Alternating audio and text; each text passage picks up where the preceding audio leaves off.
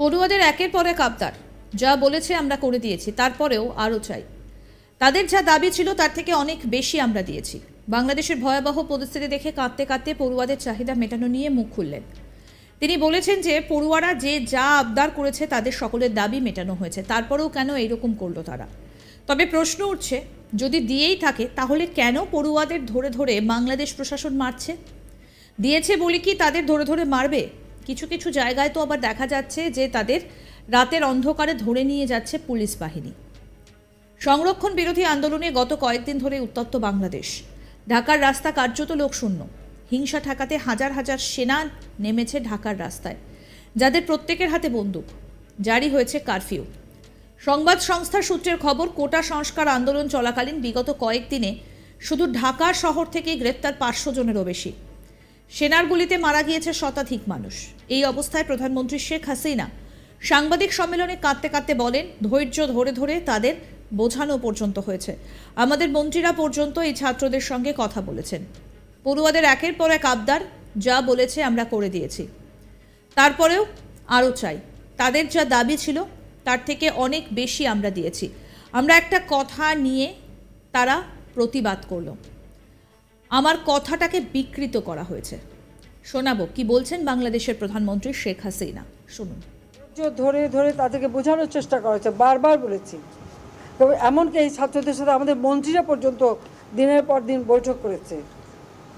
একটার পর একটা তাদের আবদার, এটা করতে হবে, আমরা করে দিয়েছি।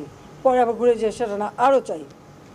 করতে করতে হ্যাঁ, কোটা তাদের যে দাবি ছিল তার থেকে অনেক বেশি আমরা দিয়ে দিয়েছি। কিন্তু একটা জিনিস আমি লক্ষ্য করলাম, ওই মুক্তিযোদ্ধা এবং মুক্তিযোদ্ধা পরিবার বা মুক্তিযোদ্ধার দিকে জন্য তাদের বেশি মানে একটা ক্ষোভ। আমার একটা কথা নিয়ে তারা কতদিন প্রতিবাদ করলো। কি কথা বলেছিলাম আমি? আমার কথাটাকে বিকৃত করা হয়েছিল। আমি বলেছিলাম মেধা মেধা মেধা, কোটা না মেধা।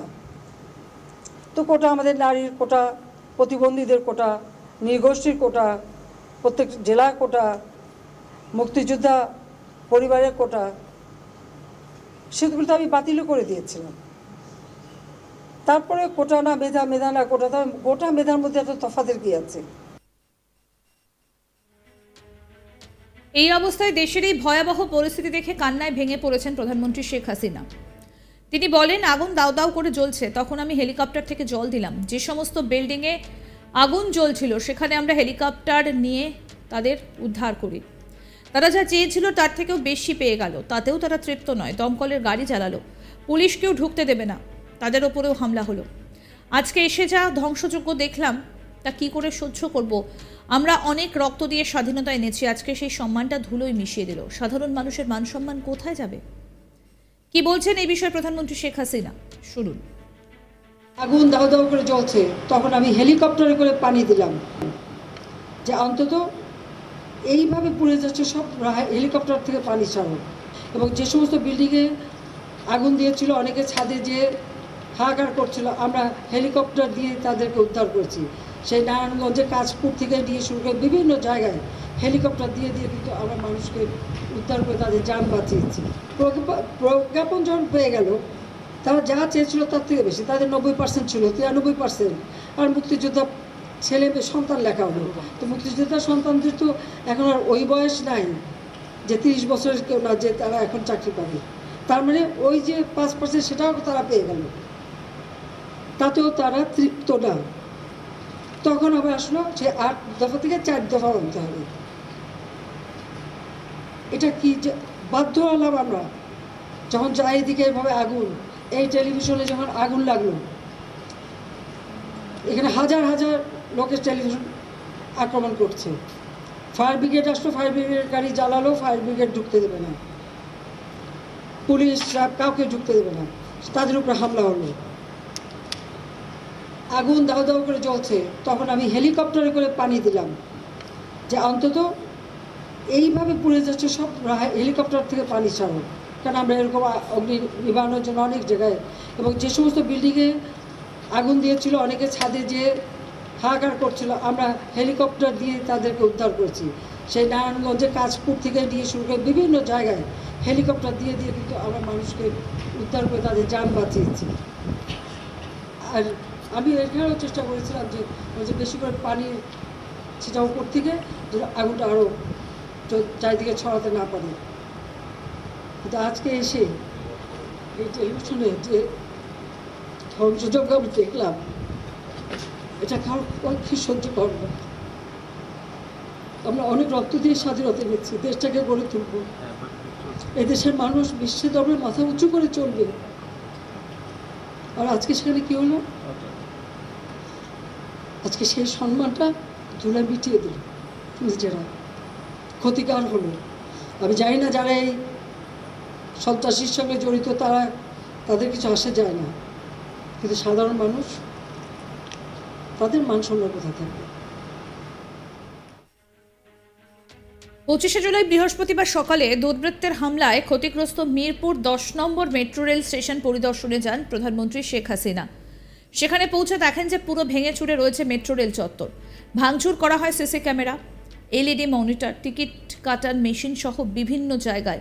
রীতিমতো লুট করা হয়েছে মূল্যবান অনেক জিনিস, ভেঙে ফেলা হয়েছে টিকিট রুম। মানে বলতে গেলে কোনো কিছুই আর অক্ষত অবস্থায় নেই। আর এই ভয়াবহ পরিস্থিতি দেখে চোখে জল ধরে রাখতে পারেননি শেখ হাসিনা। আবেগ তাড়িত হয়ে প্রধানমন্ত্রী বলেন, আধুনিক প্রযুক্তির মেট্রো স্টেশন যেভাবে ধ্বংস করেছে মানতে পারছি না। শোনাই আর কি বললেন প্রধানমন্ত্রী শেখ হাসিনা। এটা বিশ্বাস হতে চায় না যে এদেশের মানুষেরা করতে পারে, কিন্তু সেই কাজই করেছে। প্রতিটি স্থাপনা তৈরি করেছি